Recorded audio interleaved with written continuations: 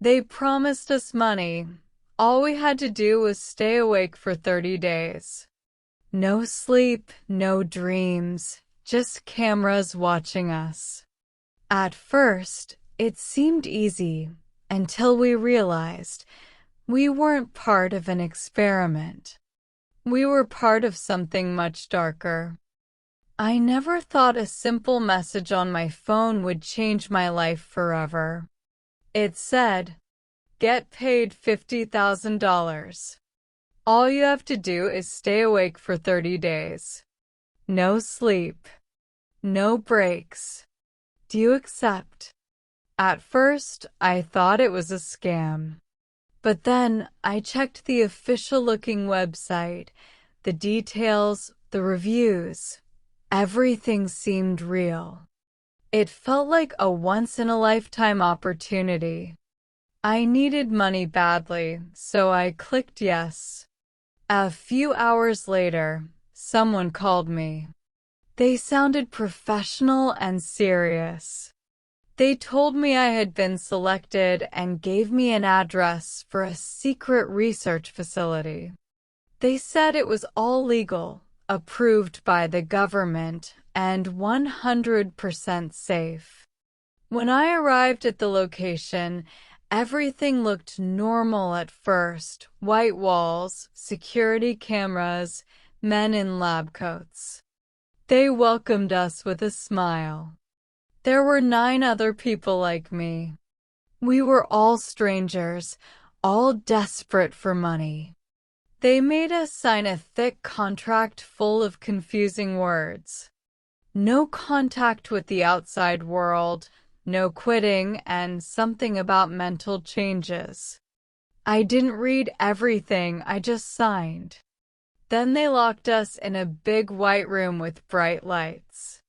No windows, no clocks, no phones. Just beds, food, and cameras watching us from every corner. They told us the rules. Stay awake for 30 days. Follow instructions. No questions. At first, it didn't seem hard. We laughed, talked, and joked about the money we'd spend. It felt like a game. But deep down, something felt wrong. The scientists kept whispering to each other. Their eyes were cold, almost excited. We had no idea what was waiting for us. The facility was nothing like I imagined. When I reached the address, there was no sign, no name, just a large gray building in the middle of nowhere. It felt cold and silent, like the world had forgotten it existed. As I stepped inside, a tall man in a white lab coat greeted me without smiling. He scanned my ID and said, "Welcome to Phase 7. I didn't know what that meant, but I didn't ask. The halls were long and empty, with bright white lights that hurt my eyes. Cameras were everywhere. They took me to a waiting room where 9 other people were sitting. They looked just like me, tired, broke, and curious. Some tried to talk, but the guards kept watching us like hawks. After an hour, a woman in glasses entered with a folder. She explained the rules again. No sleeping for 30 days. No leaving the room. No contact with anyone outside. Always follow the scientist's instructions. Then she said something strange. Once the doors close, there's no turning back.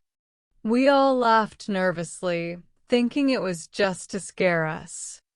But when they handed us the contracts, the papers were thick, pages and pages of legal words we didn't understand. One guy asked, "What happens if we fall asleep?" The woman smiled and said, "Don't worry, you won't." After we signed, they took our phones, our bags, even our shoes. We walked barefoot into a large white room. No windows. No clocks. Just 10 beds, 10 chairs, bright lights, and cameras in every corner. The doors locked behind us with a loud click. That sound, it felt final. At that moment, I realized this wasn't just an experiment. This was a trap. The first few days felt easy. We thought this was going to be the easiest money of our lives. The room was big, bright, and clean. There was plenty of food, snacks, drinks, even coffee. The scientists gave us books, board games, and tablets to keep us busy. At first, it was fun. We talked for hours, shared stories, and even made jokes about how rich we'd be when this was over. 10 strangers locked in a room, no sleep, and a huge reward at the end. It felt like a reality show. The scientists checked on us every few hours through a speaker on the wall. Sometimes they asked strange questions. How do you feel inside your head? Do you hear anything unusual? Do you think you can trust the others? We laughed it off, but those questions stuck in our minds. By day 2, a few people were yawning, but nobody slept. The lights never turned off, always bright, always cold. It was impossible to tell if it was day or night. There were no windows, no clocks. Time didn't feel real anymore. On day 3, things started to feel different. Conversations slowed down. People stared at the walls for hours. The food started to taste strange, like it wasn't real. One girl said she heard someone whisper her name in the middle of the night, but when she turned, everyone was awake and silent. By day 4, the smiles were gone. We were all exhausted, but nobody could sleep. It wasn't just the lights. The room felt heavy, like something was keeping us awake. Our eyes burned, our minds buzzed. And the scientists? They never smiled. They just watched us, like we were their favorite experiment. Something was wrong. We just didn't know how bad it would get. By day 5, everything changed. We weren't the same people who walked into that room. Our faces looked pale, our eyes had dark circles, and our minds, they weren't working right anymore. The first sign was the whispering. At first, I thought it was someone talking softly, but when I turned, everyone was silent. Then I realized the sound was coming from the walls. Soft voices calling our names. Some people ignored it. Others whispered back. One guy, Mark, started laughing for no reason. It wasn't a normal laugh. It was loud, shaky, and didn't stop. When we asked what was so funny, he said, "They're telling me secrets." That night, if it was night, we all heard something strange. Footsteps above us. Heavy, slow steps, like someone was walking on the ceiling. But the scientists told us over the speaker, "There is no one above you. Ignore it."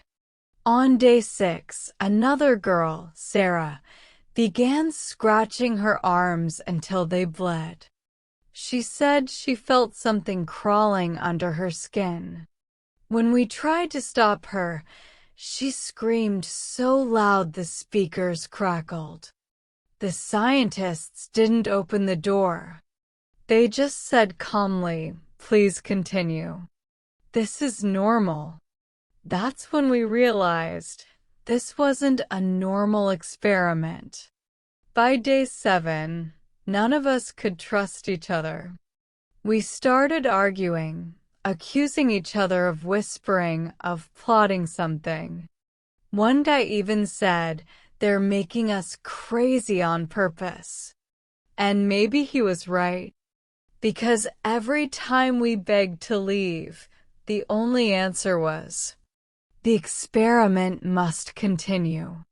The voices were louder now. And the worst part?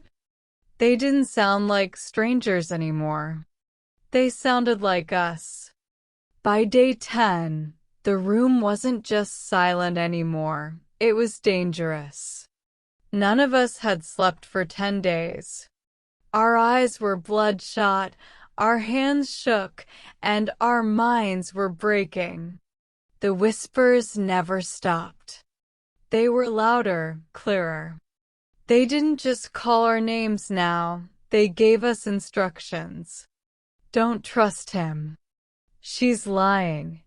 You have to stop them before they stop you. That's when the first fight happened. Two men started punching each other over something stupid. Who took the last protein bar? But I think it wasn't about food. I think the voices made them do it. Blood hit the white walls. The scientists didn't come in. They didn't even sound alarmed. They just said calmly over the speaker, "Please return to your places." On day 11, Mark, the guy who laughed, was gone. We woke up and his bed was empty. The door never opened, and there was no sign of him. When we asked the scientists where he was, they said, "He's in the next phase." We didn't know what that meant. Sarah started screaming that someone was standing in the corner of the room, even though nobody was there. She scratched her own face, tore her hair out, and then she stopped moving. We thought she was dead, but the scientists didn't even check. By day 12, the lights flickered for the first time. And in that half-second of darkness, I swear I saw something tall, black, with too many arms, standing behind us. When the lights came back, it was gone. People were crying, some were laughing, and one guy kept repeating, "They're in our heads. They're inside us." And maybe he was right. Because by day 10, we weren't just tired. We weren't human anymore. It happened on day 15. By then, half the group was gone. Some disappeared quietly in the night. Others were dragged out screaming. Every time we asked where they went, the scientists repeated the same cold words. "They've advanced to the next phase." That phrase haunted me. What was the next phase?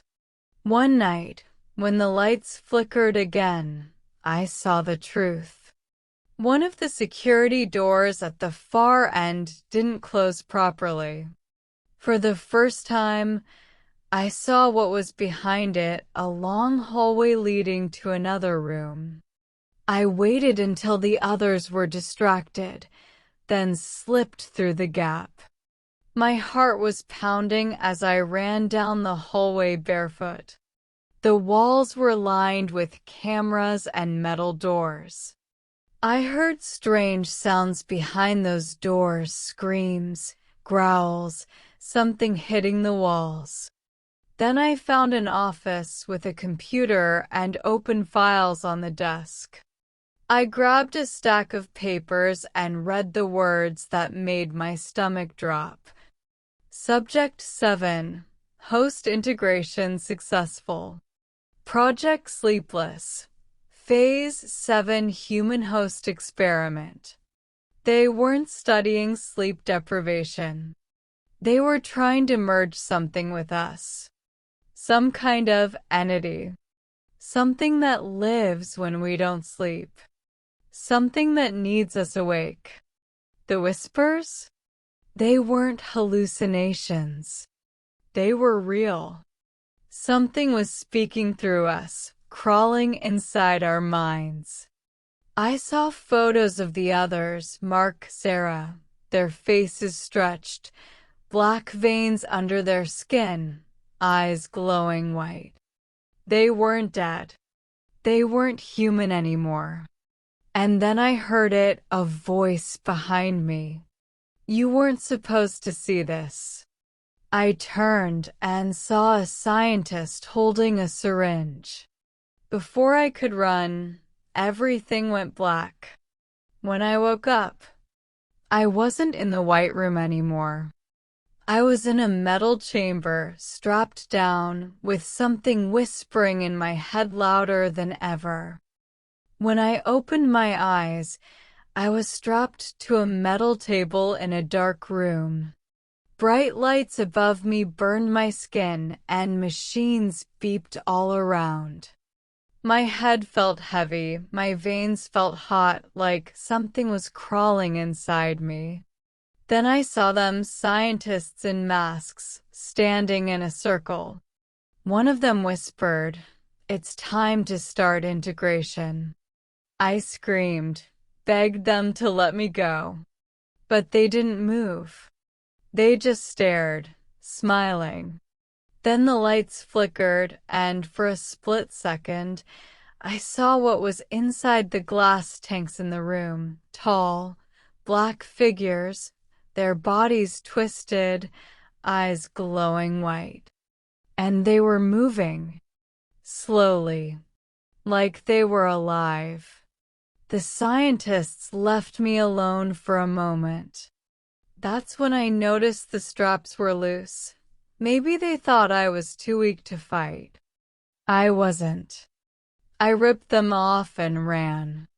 My legs felt heavy. My head was spinning, but adrenaline kept me going. I ran through the same hallway, but this time it wasn't empty. There was blood on the walls, doors hanging open. And inside those rooms, things were moving. Not human things. I reached the main door. My hands shook as I entered the code I saw earlier. Beep, beep, beep. The lock clicked. For the first time in weeks, I felt hope.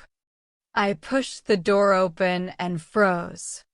Outside wasn't the world I knew. It was another room, bigger, darker, and lined with glass walls. Inside each glass cell was someone like me, strapped, screaming, eyes glowing white. Hundreds of them. And then the lights went out. The last thing I heard was a voice in my head whispering, "Ready for the next phase?"